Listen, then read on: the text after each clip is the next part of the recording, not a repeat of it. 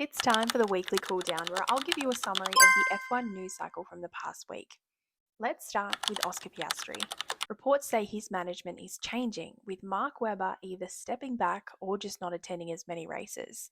We don't know all the details yet, but any change here matters. Webber has helped Piastri through key moments in his career through F3, F2, and in Formula One. So, if things are shifting, it probably means Piastri is becoming more established in Formula One and maybe doesn't need as much mentorship as he previously did.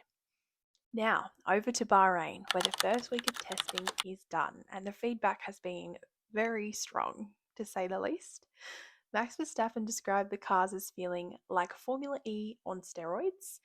Lewis Hamilton says he's never had grip this bad here in 20 years.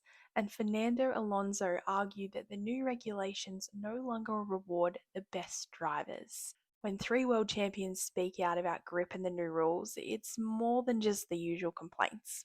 Changes are forcing drivers to adapt, and not everyone thinks that that's a good thing.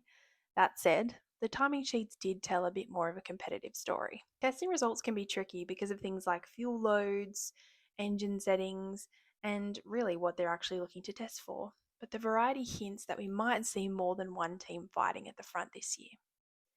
The biggest surprise, though, was Aston Martin, and not in a good way. The team reportedly said that they are 4 seconds off the pace. In today's Formula One, that is a huge gap. With big expectations, a Honda partnership, and Adrian Newey on board, this is surprising. Whether they're holding back or really struggling, it's a number that makes people wonder.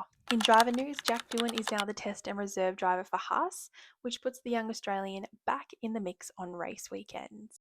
It's an important move that keeps him in the spotlight.